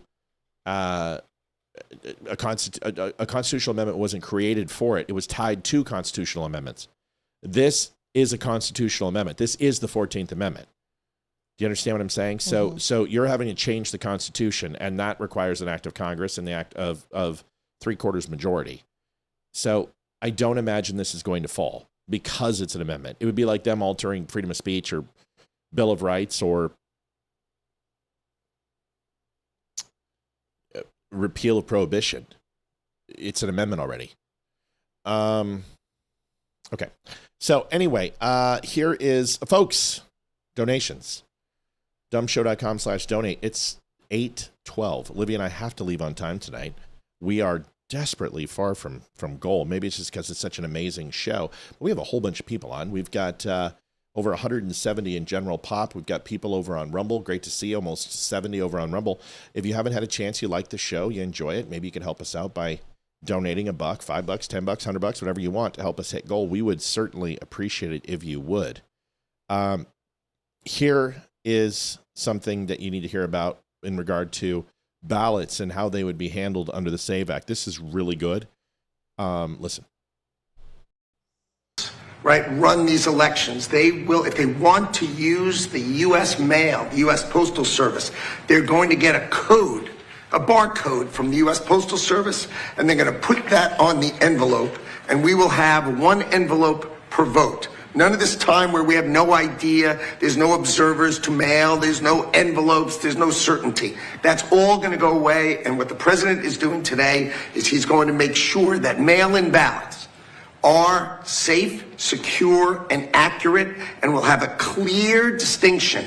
If you voted by mail, you will have it on the envelope. Obviously not on the ballot, but on the envelope. So we will know 1 million mail-in ballots. There'll be 1 million envelopes, and you'll be able to know exactly, correctly, that citizens voted. And this came up with some great legal minds. They looked at the various documents and everything that was going on, because the cheating on mail-in voting is legendary. It's horrible what's going on. And it's very clearly covered, very, very clearly. So I think this will help a lot with elections. We'd like to have voter ID. We'd like to have proof of citizenship, and that'll be another subject for another time. We're working on that. You would think it would be easy. It's a 98% issue for Republicans. It's 86%. The thing just came out, a poll, and it's 86% with Republicans and Democrats, not leaders, because the leaders of the Democrats cheat. And the only people that don't want to do voter ID are people that cheat. There's no other reason for it. Proof of citizenship, they want to be able to cheat. There's no reason. They have all sorts of reasons, excuses, but it's all nonsense. They want to cheat. But the Democrats themselves are very high. It's a very positive, very, very good thing. The Democrat voters, the Democrat leaders, guys like Schumer, who are corrupt, they want to use it for cheating because their policy is so bad with, think of their policy, open borders for everybody, where people pour into our country from countries all over the world. Think of that. You look at, just take any issue, take anything, everything they have is so crazy. But the fact that they don't want to sign voter ID is another issue. It's a big issue. The fact that they don't have proof of citizenship, that they... So how is that going to work? I don't know. I don't know, because the problem with this is that executive orders do not alter state law. States ultimately are responsible for running the election the way they see fit, but they do have to follow federal law and ordinance. This whole thing is screwed up. You know, you always know where these people stand and what they're trying to get away with based upon what they support and what they don't. That makes sense for the people, but somehow they vote against it because they say, no, you can't have this. You can't have a free election because it's going to suppress certain people based upon their race or income or whatever. Therefore, it's inequitable. But that's not what's happening. Folks, we desperately need likes. We've got so many people watching. We should be crushing it in the like department. If you have not hit like on the show, please do. I can handle $75 in donations, but I don't think I can handle the likes thing. To have 275 some odd people watching the show right now, we need some help. So some likes would definitely help us get there. So if you haven't smashed that like button, please do. Or thumbs up, depending on which one. Whatever it is, like, thumbs up, stand on your head, eat green Jello. I don't care. Whistle Dixie. Whatever it is to help the show grow, the best way to do it is to hit like, subscribe, share, give it a wet willy. Whatever it is, do it. We need it. So I don't know how it's going to work. What he said was going to be that there's going to be a certification, 1 ballot per person with a code on the back of it, which verifies it. And great. I think mail-in balloting is stupid. I think you should be able to vote one day out of the year, and that's it. That's what it used to be. That's what it should be. I think early voting allows people to change. I think early voting is... allows people to cheat? I want to say cheat. What it allows them to do is, I think it locks people in on their vote, and then things always happen, and then they're unable to change their vote. I would much rather wait to the day of so I know who I'm going to vote. How many times do we see an October surprise? Grab him by the pussy, or Hillary Clinton's investigation opens back up, or we hear about Joe Biden's tapes or his diary with his kid. And you know, you're like, oh, well, I already voted 3 months ago, so there's nothing I can do now. I think people are stupid enough, and we don't need to help them and aid them in their cause of stupidity. I don't agree with early voting. I totally agree with absentee ballots, but that's because of the military. And I believe that there's some states that do mail-in balloting well. Colorado's one of them. We were there. We did mail-in balloting. There's nothing wrong with it if it's done properly. The problem is that the standards of accepting a mail-in ballot are different, and a lot of states get away with some tomfoolery. And what happened during COVID was a complete abortion of the state's constitutions and their federal election laws. And we know this. We'll see. We'll see. How about we just pass the SAVE Act and fix this? Gutfeld on Iran and finishing the job. Thank you for the donations, folks. Congrats, Matt and Olivia, on baby number 3 announcement. So excited for you guys. Happy for April Fool's Day. It's not going to happen. Factory's closed. Yeah, there's no way we're having a kid. There's just no way. It's not even funny. Factory the difference is you think about your votes. Many are just concerned with D or R. Well, that's true, Jessica. I agree with you. Thank you so much, JD, for the donation. We appreciate it. Appreciate it. $95. Every bit helps. That's the thing is a lot of people don't think about their votes, and this is the issue. And I think a lot of people, if you can't answer, how about this? How about we have 10 questions you have to answer? You have to name the current president of the United States. You have to go ahead and name your governor, your senator. You have to explain what party you belong to and why. What that party stands for. You have to give me 3 of 10 of the Bill of Rights, and you have to tell me what the colors on the flag represent. How about a citizenship test? No, we can't do that. It's Jim Crow. Well, yeah. Would be nice. Yeah. Moving on. Greg Gutfeld finished the job. Really good. Matt, I always vote absentee. I don't ever know where I'm going to be. I didn't say anything was wrong with absentee. I said absentee was great. Absentee is verified. You get 1 ballot sent to you.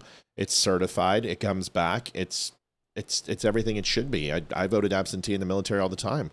So once again, I don't have any problem with absentee. I have a problem with mail-in ballots. Here's Greg Gutfeld. Folks, feeling a little under the weather, to be honest, a little tired, a little foggy. We've got about 40 minutes left. I'm going to punch the clock here soon, but we need some help hitting goal. We're at 95 out of 300. Here is Gutfeld. The Dems love to talk about this war being of low approval. When has low approval ever stopped the Democrats? Every single issue, they're on the low approval side. They are squatting in the 20 of 80-20, whether it's on taxes, whether it's on education, voter ID, trans, borders, no cash bail. These are the least popular things since, I don't know, The View. EVs. Yeah, but I think Iran has always been like a stalling tactic, and the Dems were fine with that. And now you get a leader who says, I don't like to stall. I want to take out the nukes, the ballistic. Mrs., I already made that point, is the wording and subject to the jurisdiction thereof. It's not the wording. It's the precedent that's already been set. And these Supreme Court justices are going to have some courage to override what former Supreme Court justices said the same way they did with Roe v. Wade. I don't know what that looks like. It's not up to me. It's going to be up to them. Missiles, the terror groups they fund. And the Dems, however, they were fine with the drip. Anonymous drip, donated drip. $50. Great topics tonight. Come on, dummies. Let's get going. Thank you, Anonymous. We appreciate you. Thanks. This is another Anonymous, and we love you. Loretta Lewis said, I did a Rasputin poll this morning. I know I spelled it wrong. Sorry. Did you happen to go ahead and drink poisons and be stabbed to death and not die? And was it in Russian? did you talk to Anastasia and the Tsars? The Rasputin poll, she means the Rasmussen poll. Close enough. Russians versus Norwegian. Close enough. Swedish. My name's Helga. I'm from Sweden. Of Iranian terror for decades. Frederick Baldwin says, how do you get your ballot then? I don't know what you mean. And that now they demand a timetable. Sorry, you guys were stalling. Let us do the job. 4 to 6 weeks. That's not a lot to ask after 40 years. Republicans, like Jessica said, who voted for Trump based on no wars, they have a right to be vocal, but I think Trump needs to make clear tonight that this isn't a forever war. If you look at what he did with Maduro, Soleimani, the Wagner Group, ISIS, this is what he does. And you have to, he's demonstrated. It's Wagner, not Wagner. Wagner Group. Come on, Greg. What he does, and you should have faith in him, like I said. But Leave the kitty unlike alone. the Republicans, the Dems cannot demand a timetable. They are the wizards of endless money pits, from bridges to nowhere, the high-speed rails. They say we need more houses, but they make sure no one can build them for years. They say we need more affordable energy. You couldn't do nuclear power for decades until now. What about the homeless solutions? We put money in, so much money that it never gets done. I think they don't like Trump because he actually tries to solve the things, and when problems get solved, the Dems don't get paid. I think for every pursuit. Does Greg look like he's 12 years old in that shirt? Like he should have like a spinning little beanie he looks hat. like Spanky. Yes. From the Rascals. Yeah, Little Rascals. Little Rascals. Yeah, yep. absolutely. Trump takes, it's a construction project. He still puts on his hat, get in, get it done, get out, move on. There's no one who wants it done faster than him. Even his presidency is a job site. Literally, the White House is a job site. He tried to get everything done in the first year. And I think that is the scary part for Democrats is if a problem is solved, it does them no good. It reveals that the problem could have been solved, but they didn't solve it. And they lose power in the process of solving it. So when Trump does something quick, it causes panic. This should be done quickly. We hope it is. That's my faith. Interesting. Thoughts on this? No, I mean, I agree. I mean, but the thing is, he didn't campaign on no new wars. That's right. It was no forever wars. That's and it. People tend to forget the forever. Don't you look what they're now saying? No foreign wars. What did you want? A civil war? What did you expect us to invade Pittsburgh? All wars are foreign. I mean, we're removed from the American Revolution. That was a foreign war, surprisingly enough. The Civil War is the only non-foreign war we've had. Unless you want to go ahead and say Texas and Mexico, but that's splitting hairs.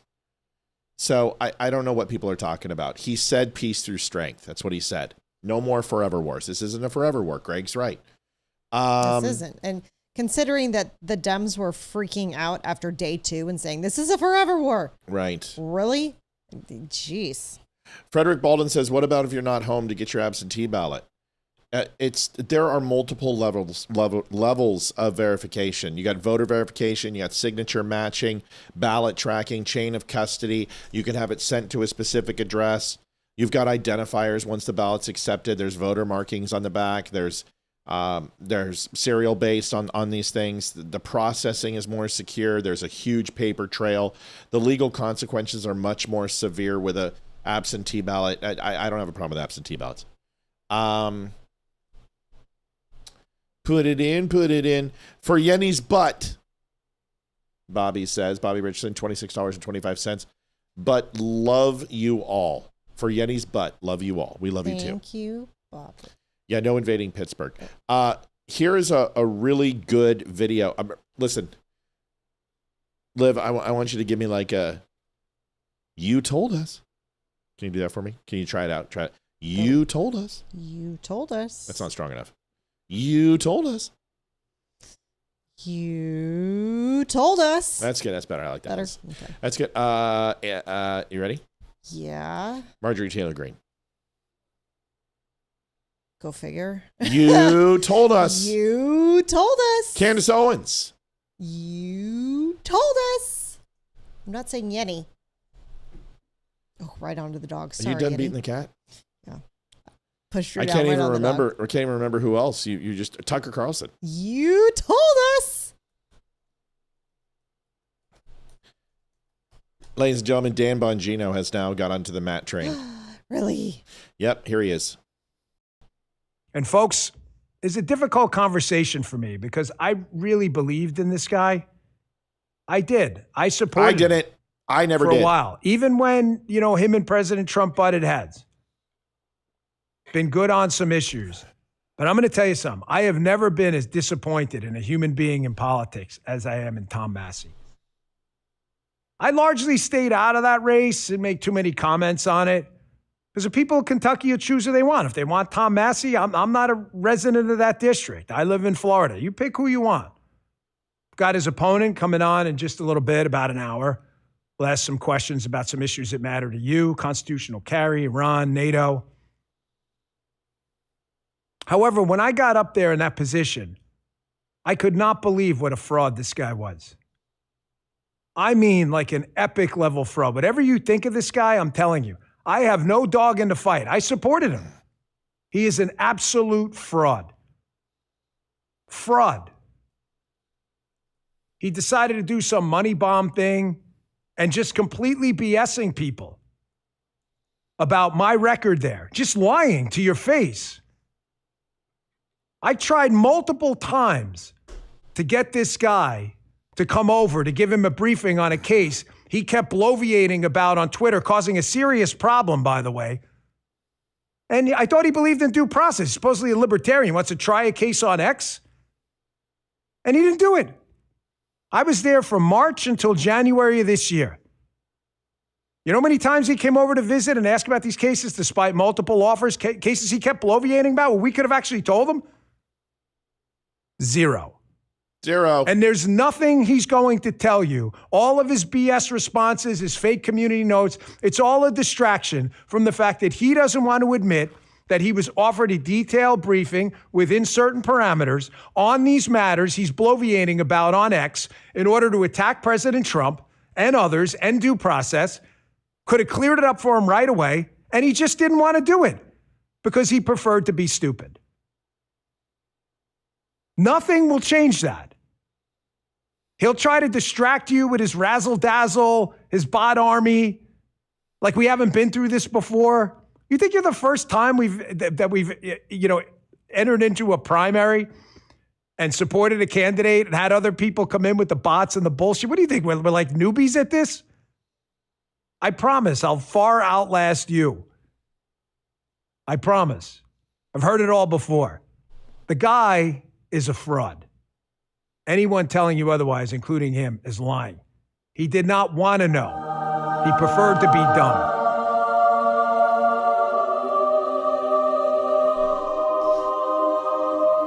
I have a fun game. What? I think we should rewatch that clip, and every time he says the word bloviate, take a shot and see how drunk we get. Yeah, bloviate's a good word. He was latching on to bloviate pretty hard. Kind of like when I used to say ad nauseum. It's ad nauseum. Mm-hmm.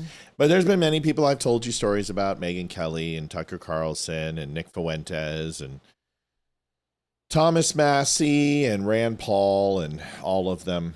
Yep. MTG. Marjorie Taylor Greene, all of them. And there's a reason why like Dan Bongino and I are it's so good to have him back because I feel like he's echoes what I say. Dan, anytime you want to come onto the show or have me on, I mean, it would be really nice. It would be a giant jerk fest, but we tend to agree more than we disagree. Yeah. Go ahead, babe. 193.25. Robert Marlar gets us $22 closer. We're right there. Robert, thank you so much for the donation. I appreciate it. Massie's a putz. Island Omar and Rob Schmidt on Newsmax talking about some of the corruption going on with Island Omar and what's going to happen. Here it is. Thank you, Don. We appreciate you. There's no statute of limitations on committing fraud in the immigration process, especially in the naturalization process, which of course she's a citizen to become a member of the House of Representatives. So certainly there's ways to get at things. So they just got to pull that, they got to find that file, pull it, and prove it, I guess. Liz, Tim Walz, who looked the other way in your state as the Somali community robbed our country blind, pulling billions of federal dollars through the state of Minnesota to themselves. Here he was on Saturday. A special acknowledgement that we will never leave the side of our Somali Minnesotans. Our Somali Minnesotans, your great-grandchildren will still be here when that orange clown is in the dustbin of history. What's your reaction to that, and to the people of Minnesota? How do you think they would react to that? Obviously, his political career Bananas is over, and rice. but he's still defending this thing that he allowed. It never ends with our governor in Minnesota, that's for sure, Rob. And I will say this file on Congresswoman Ilhan Omar is quite thick at this point. I was just going to interject with... No, listen, you're right, Fisher. I loved Megyn Kelly, and I held on to her a lot longer than I should have. There's no doubt. The flash subtle nape of her no breasts always threw me off. And when she did that arching of the back on the top of her desk that one time, I was smitten. I'm not going to lie. So was Olivia. We both felt the same way. And it took us a while to realize. But yeah, she's a grifter. You're right. More allegations that have been made against her about the fact that she perhaps is not a U.S. citizen at all. This is because she claimed that she naturalized through her father. We've done extensive reporting on this at the time she was 17. However, magically, once these allegations came to light, her birth date changed because it turns out she was actually 18, therefore not eligible to naturalize through her father and apply for citizenship at that period. There was someone running against her years ago that brought this forward, and it was 2 days after a social media post basically showing how she was claiming that it's not possible for her to be a U.S. citizen under this current birth date she was giving as a House representative at the time. So you could see in just the course of 2 days how her websites all changed, and those screenshots still exist to this day. So there are many questions that remain unanswered about the fact that perhaps she's not even a U.S. citizen at all. Gene, your reaction to that, and how does that change your calculus? Well, look, what my reaction to all of this is just to emphasize the importance of vetting and screening on the front end. This is why you don't bring in people into the United States, because of the paperwork that you don't know who they are, because the paperwork can be all over the place. Nothing's going to happen. No. Ilhan Omar is not going anywhere. Bummer. Nothing's going to happen. Who do you think is going to do that? Can you imagine? Yes, Loretta, you told me. Can you imagine what would happen if Donald Trump deports her? Freak out. Nothing's going to happen. They're not going to do it, folks. I wonder if they would have done it. Yeah, I wonder if Tim Walz handed out tampons at that No Kings protest. He probably did. To all the queens. Mm-hmm. Folks, nothing's going to happen. Only to the guys, though. He didn't give them to the girls. This is the same thing with Obama's birth certificate. This is just bullshit. It's just like Hunter Biden. Smoke and mirrors. This is distraction. This is kabuki theater. Nothing's going to happen to Ilhan Omar. If she said what she said about 9/11, if she said what she said about openly supporting terrorist groups, that she was actually a Somali representative more than American citizens, and then if that didn't do it, nothing's going to do it. They didn't censure her. No, nothing's going to happen. Nope. Can they kick her out of Congress, though, No, but prove she's not an American citizen? They won't. Nobody cares. Nobody will demand it. These issues aren't important to the American people. It's just unfortunate. It's not going to happen. And you get mad at me. You guys got mad at me with Hunter Biden. I said he's going to get away with it, and then his daddy's going to pardon him. What happened? His dad pardoned him. Of course he did. We all knew that was going to happen. No, a lot of people said it wouldn't happen, and I said it will happen, and it did happen. He's a douche plow. Here's Bill Maher on Israel. God, I love Bill Maher sometimes. And here, this is a really good one. Watch this. To me, what the Democrats are not doing. Folks, final 23 minutes. Olivia and I want to go out and have a good evening, and we're hoping to hit another, I don't know, $107. 178 people watching in General Pop. 65 over on Rumble. Good to see so many people on. Here we go. This is leading. Look at the girl on the right. It's like she looks like she's a part of the SS. I just want to see a skull. She looks like a mix of My name is Ingrid von Botenstein. I just lost her name. How dare you? Her. Oh, Greta? Greta. She looks like a Greta, and if Miss Piggy and Greta had a baby. I think she looks like the person from Robert Palmer's Addicted to Love. You know, might as well face it. Yeah, I'm addicted to nub. I've not seen the video. Oh. So yeah, her name is Slotkin, Elisa Slotkin, something like that. And she looks like right out of the Third Reich. I expect her to put on a hat with a silver brim and a skull on it. My name is Greta von Dichtenstein. The energy in their parties with the young people who learn everything about Israel on TikTok. They don't know shit. And their leaders are not standing up and saying, kids, you don't know what's going on here. Every war Israel has fought is a war of defense. Right. Every war, they were attacked first. Well, and they're not doing that. My pushback would have to be with traditional and conventional Democrats. Let's have just a speck of empathy for them in this regard. You got a younger generation of progressive Democrats that pretty much are making their influence felt. And then you've got the old guard that are at the mercy of them. They want to maintain power. And you want to sit up, you got to receive votes. Look at what happened in New York City. No disrespect, but do we really think that Zohran Mamdani was the most qualified candidate to be mayor of New York City? Come on now, we know better. I'm wishing him well. I'm not being disrespectful. He's smart, he's sharp, he's quick on his feet. I'm not disrespecting him in any way. But he had never done anything.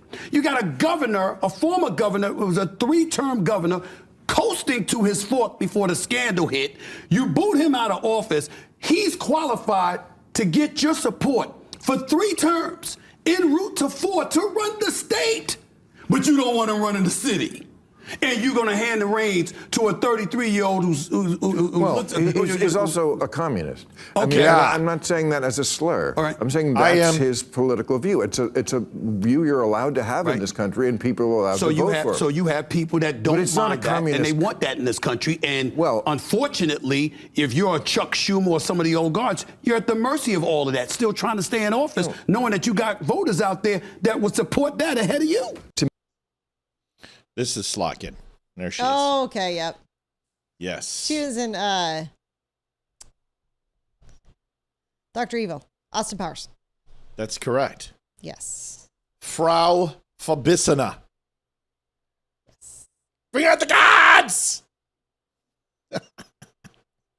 Frau Fabissina. Oh, we have a donation, thank God. Tommy Austin, $21.10. That puts us close, folks. We are... $86 away. We need some help. We need some love. We're getting there. Here's another. Speaking of Stephen A. Smith, this is Stephen A. Smith on Kamala showing regret for voting for knee pads. Harris said that you voted for Kamala Harris. Yes. And that you regretted it. Yeah. I know that Joe Biden should have been stepped away, and it was delayed because these people wanted Kamala to be the candidate, and there was no way in hell it was going to happen unless he left when he left, as opposed to earlier where there could have been a primary. She would have had to compete against people in order to that, right? So I know all of that. But I also believed that she was the kind of person that if the power existed in one house of Congress, if not both, that she was somebody that you could get to acquiesce and work across the aisle in order to get things done. That was my belief. And then when I saw how things were unfolding and how out in the clouds the Democratic Party was even after they lost the election, I said, this is no hope. I said, I don't know what the hell I was thinking about believing that y'all would get it, because you still don't get it. You really, really don't. Trump, you bring up the indictments, you bring up his behavior, you bring up all of these different things. And America still said he's more normal than y'all. And you still don't get it. And I thought you'd get it. This is what throws me off with Stephen A. Smith. Sometimes he comes off and he's so, I guess, spot on, dude. And then he comes out and says that. Kamala Harris would work across the aisle. Please tell me when she was a senator, when she ever worked across the aisle. Exactly. She never showed. She was the most progressive senator we've ever had. Second to Tulsi Gabbard. No, she's first. Tulsi was second. But she voted with Amy Klobuchar. She voted with Elizabeth Warren. She was absolutely a progressive. Kamala was horrible. And she was a hatchet man. She was the Adam Schiff who peed sitting down. Well, Adam Schiff pees sitting down too. So they both have that in common. Yeah. Both of them have knee pads. I've heard. Folks, we are at $86 away. We've got about 17 minutes. Would really love to hit it early if we could. Candace is like Batman. She's the greatest detective in the world. And here are a series of clips. Boy, I can't wait. Yep, series of clips to help you guys. Stephanie Izzo. That's new. Yeah. Stephanie. Oh, from Front Royal. Front Royal. Stephanie, I think I saw you on Facebook. Stephanie, if I'm wrong, and you said, I really like the show. I'm going to contribute. I think you said that. Is that correct? Do I have you right? Do I remember you? Stephanie, and we have millions of interactions a month. And if I remember that correctly, I think that was you who said that. And you said, thank you for putting on Scott Lloyd. Please don't stop pulling out the corruption that runs deep. No, ma'am. We will continue. In fact, we talked to Scott last night and Matt Purdy, and Matt and Olivia are going to be coming on, and Scott Lloyd's going to come on and give us an update. And we're going to be at the appeal or the vote. Whenever it happens. Yeah, we're hoping the appeal gets turned down. So thank you for your donation of $30, $244.35. And I think you did say that on Facebook, if I'm not mistaken. Let me know. If I did, that's pretty impressive. It's impressive. I have to. I'm even amazed myself sometimes. Right, 55 to go. We do have to leave at 9:00 tonight, so no overtime for us. So hopefully we can hit it. Woman spoken. Falbissina has spoken. Wow. What? Frau Bluken. Candace is like Batman. She's the greatest detective in the world, folks. She put up her ears on her. Just spiritually feels very wrong here. Yeah. It feels like we are being lied to by who? I'm not sure. That again to me feels like he's a decoy. Like more people are involved in this, and I will say that. We don't know. But we know that something's wrong with this. I've been telling you guys, I have been having a lot of dreams, pulled my children out of school. I was having this dreams and visions about bees. They laughed at me. Oh, you had a dream. Charlie told you he was, but yeah, Charlie told me that he was betrayed. I just feel it spiritually that these people are being programmed because it's not a lone shooter. It's a hive. I feel it spiritually. This feels to me like a conspiracy. It feels a little fake and gay. Gotta tell you guys, it feels a little fake and gay. I feel this kid, for some reason, some unknown reason, is being protected. We are looking, just vibe again, two different people. I feel like they're two separate people. It's just a vibe that I have right now. I was like, that doesn't look like the same person, like ish, but like no. And that feels intentionally grainy. In that press conference, by the way, Brooksby, I don't like the way he's moving. I don't like the way Nate Brooksby is breathing. I got to be honest with you. It's a vibe. I feel like the vibes are not vibing there. I don't know. Again, like this is the kind of stuff that like we don't know, but we know. And mocking us for saying that we had dreams that Charlie was betrayed, or rather mocking me. But many people actually had dreams and they email me them all the time. The outfit, again, as I sensed yesterday, has always been problematic. I feel the outfit was the best mistake. We're going to have a lot of questions about who had the audacity to honor him last night. I'm just feeling it. If I had to make a guess, that would be my guess. The medical examiner, Dr. Gidra Smith-Amaro, also someone that in my dream, Charlie told me I should look into. It's something about Dr. Frank Turek isn't sitting right with me, but I cannot shake the unsettling feeling in my gut regarding him. I am not saying to like he's guilty about something, but I am saying that like a lot of people had that feeling having watched his speech. Gut instinct is that this was a military operation. Based off everything that I've seen and the lingering questions that I have and some other leads that we are working on, that's how I feel. Kind of feeling like Tyler's gonna get off because it's not a lone shooter, it's a hive. Feel it spiritually. I know that security person. He's a good guy. It would shock me. I usually get a vibe about somebody. Not that guy. This Governor Cox, because he likes trans. So they're open and close. That feels to me always just like Fed bait, left versus right? I don't like Governor Cox. Vibes. Okay, vibes. I don't know, can't explain it. They're just going on vibes in a dream on the Candace show. That's it. She had a dream, and now she's just blindly pointing the finger at everybody. We don't know, but we know is the new Stannis Cup that just dropped. It's pretty good. We don't know, but we know. And we're about to know, if you know what I mean. So just vibes here. I'm just, someone came to me in a dream and just vibes. I don't like the way Candace breathes, so maybe she should just stop breathing. Just, it's just the vibes. It's the vibes she gives me. I don't know. The best thing I can say about Candace Owens is she's blackish.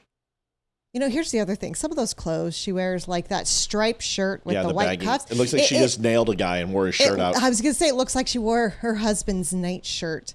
There's these few over. Stop wearing your husband's clothes on your show. Right. Get a little class. Well, right. You don't have any. Here's the other thing. Oh, my God. You're not allowed to talk about any type of religion. Because remember, Christian women, were fake. And we're not allowed to talk. We say God too much and we say prayer too much. So you can't mention it on your show anymore. Yeah. God, I would love her to come on the show. I if really hepatitis, would. If hepatitis had a picture. If she ever came on the show, I would just make some flashcards with certain words on there and say, hey, can you please pronounce this for me? I don't know what this word is. Please. Can you say burial, please? What's the other one she can't say? There's like 4 of them. What is the other she one? can't say a lot of stuff. It's not that. There's hundreds of them. She doesn't know how to say honesty either. She's an illiterate stump. Yeah, she can't say. And I know I'm not supposed to attack her, but screw that. She deserves it. She is.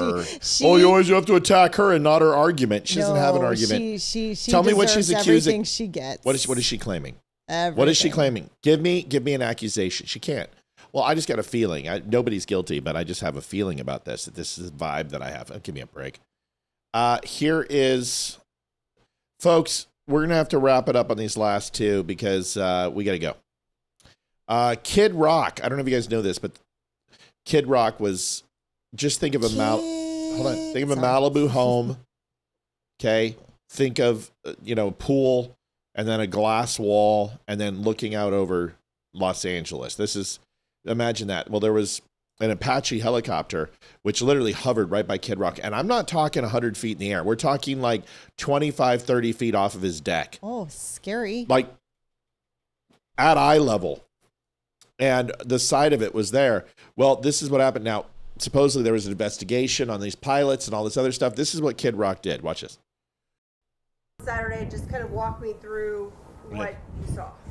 Man, I was sitting right there just having like kind of Saturday morning beer, and I seen Angela Hills, $25 trying to get you to goal. Wish I could do more. It's enough. Saturday morning beer. Thank you, Angela. We appreciate it. Everybody help out. We are $31 away from hitting it. Let's rock and roll. Let's start April off right. No April Fools. Thank you. Coming, I was like, man, it looks like military, and it's not the first time they've flown over my house. They're out of Fort Campbell, which I was there last Thanksgiving with J.D. Vance, and I've talked to some of these pilots, and I've told them, I'm like, you guys see me waving when you come by the house? I'm like, you guys are always welcome to cruise by my house, like anytime. So they just happened to be coming this way, so I walked over here, and I'm like, yeah, hell yeah. And then they circled back around and came out right over here.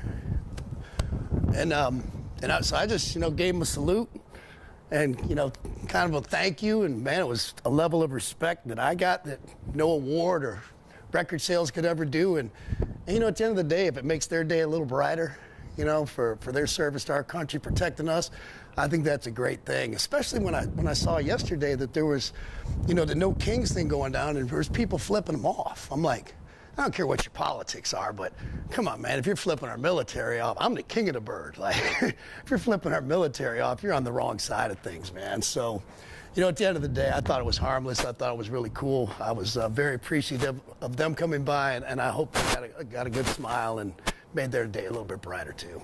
The military is looking into this to see, if they did this for their own pleasure, I guess. What do you have to say to that? I think they're going to be all right. My buddy's commander-in-chief. I mean, what are they looking into? They stopped for, I don't know, seconds, a minute. Maybe they were here 3-4 minutes, just say what's up, went on. And I've told them before, up before Campbell, like I said, when I was there with J.D. Vance back at our vice president back in Thanksgiving, I talked to some of them. I said, yeah, because I see them when they fly the Chinooks.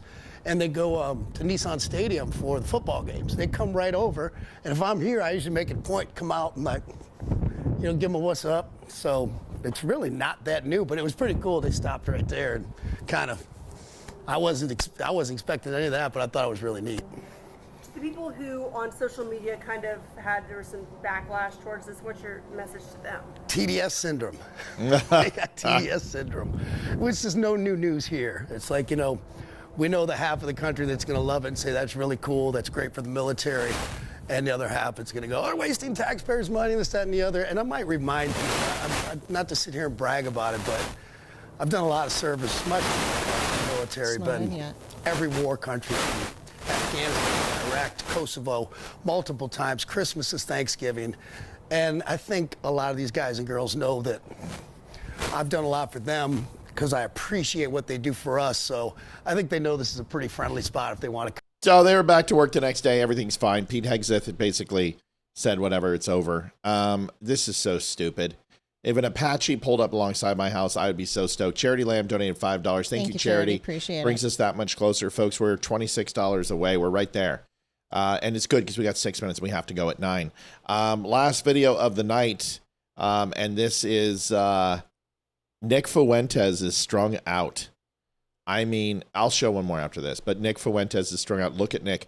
Nick looks like he's on Ozempic, and he just got out of a homosexual gulag in Russia, which I'm sure was voluntary. Watch this. $20. So new evidence is released in court case showing the bullet that killed Charlie Kirk doesn't match the rifling of the alleged weapon. You probably haven't seen this yet. What's your opinion? Yeah, they just fucking lied, dipshit. It was in the Daily Mail. Literally in the tabloids. They said the bullet doesn't match. In the headline, if you read the lead, they said the bullet could not be identified with certainty. Those are two different things. The bullet didn't match. Aha! The Illuminati planted the wrong gun. Whoops! The gun they planted on the land owned by Palantir was the wrong gun for the fucking energy weapon they shot him with. Yeah, no, they just lied, and the headline misrepresents the information. The legal defense for Tyler Robinson, which makes sense, said the bullet couldn't be identified, not that it doesn't match. Stupid. Yeah, I just read the article. I don't know, read the article. I want to listen. Nick Fuentes has been in this business longer than I have, but I think he's in a much different place than I was. I kind of went through this in year 2 and 3, which is being so profoundly disappointed in your audience. You're going to have to stop taking this personal, Bubba. You're going to realize that there are a whole bunch of stupid people out there, and they will self-select out. And the dumbest people who watch my show have self-selected out. But it looks like Nick is having a hard time. A shower, a shave, a new suit will help you out tremendously. Get a hamburger. You look like you need it. I don't know if that Oxycontin is doing you well anymore, or if it's Adderall or whatever it is. The 24-hour bingers. Yeah, bro, you don't look good, man. You don't look good at all, and you look burnt out. And this is what happens when you abandon everything you supposedly love because of jealousy, because you were scorned by Donald Trump. There is a long list of people who Donald Trump doesn't associate with anymore. You literally allowed it to change your entire life. Yenny is beautiful, yes, but Yenny is annoying. Would you stop clawing your mom? I clipped her nails so she's not putting little razor blades in my face. Awesome. Here is the last thing. Trump looks at Erika Kirk and says, sue them. And she's talking about these people who have completely aborted and assassinated her character and have been tramping her husband's name through the mud and her company through the mud. And Donald Trump decided to address it today. Go ahead. Mr. Hollandaise donated $25.26. Thank you, Maddie. I don't know what happened, but it's $2.99 61, dude. You're 39 cents off, Maddie. Dude, use the calculator on your phone. Don't try to math it yourself. Uh-oh, retard alert. Retard alert, I thought you class. were all about even numbers, Blank. dude.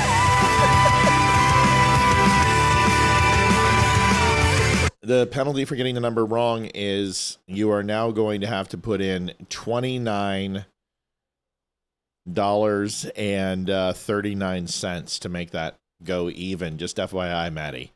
The gauntlet has been thrown. Don't do it. Don't even worry about it. Here's Trump giving some advice to Eric Kirk. This will take us to the end of the show, and then Olivia will have some nice things to say. So good to see so many people on. I mean, yes. This is a burner of a show. A lot of people are on tonight. Make sure you guys hit that like button before we go. Also, go pick up some shirts, some hats, some stuff like that at thedumbshow.com. Some coffee. We need to get some coffee orders in here. Here is Trump. Sue them. A thing called Happy Easter. Do we have that? Everyone happy? Anybody that doesn't want, hello, darling. Wow, this is a good table. I like that table. You're doing well, right? Okay. I think you should sue him, but, you know. I told her, you ought to sue somebody. They're so jealous of Erika. I said, you ought to sue their... I can say it. You're not allowed to say this. You have to be nicer. Sue their ass off.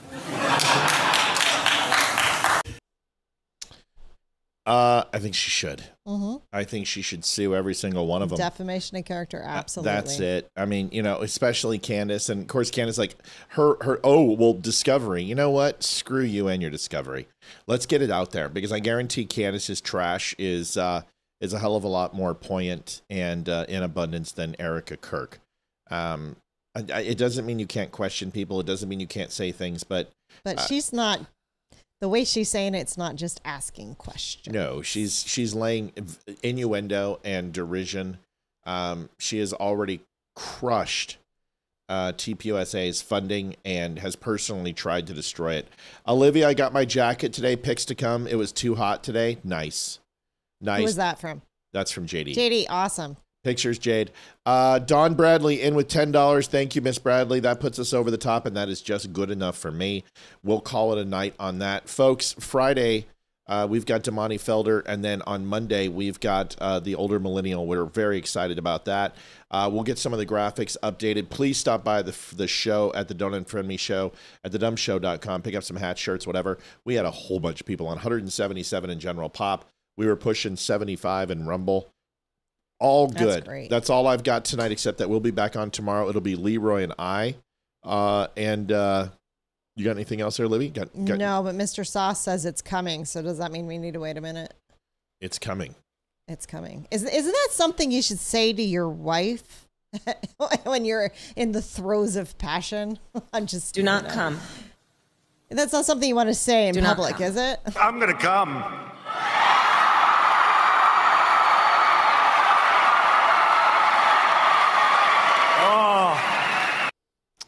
Donald J. Trump. Yeah, good show tonight. Fun. Good to see everybody here. We will be back on Thursday. Are we waiting for this? Yes. No. Hang on. What are we doing, buddy? Are we waiting, Sauce? Has anyone heard about the Oregon is doing? They want to make it illegal to hunt, fish, and do any kind of farming. That doesn't surprise me. Howie, unfortunately, no, did he get it? He did it. He did, didn't he? He did it. Here it is. Maddie, you're a great person. Seriously, there's a lot of love there. Maddie Howen, it's in with $30.39. Comes in at $3.40. That's good. That's good enough. That's good enough. Love you, Maddie. All right, we'll see you guys tomorrow. Thanks for watching the Don't Unfriend Me show. God bless. Go watch Donald Trump. We're not going to carry it. Let's go watch it live. We're we'll get out a little bit tonight. It's been a couple of late nights. God bless. Please watch Donald Trump. We'll talk about it tomorrow. Night, y'all. See you on Friday. See ya. Adjusting transmitter output. This is the Don't Unfriend Me show with your hosts, Matt, Leroy, Amy, and Olivia. Geopolitics, military analysis, and election coverage. Coming to you live on all major social media channels at The Dumb Show. Honest, direct, unfiltered. We can agree, we can disagree. Just don't unfriend me.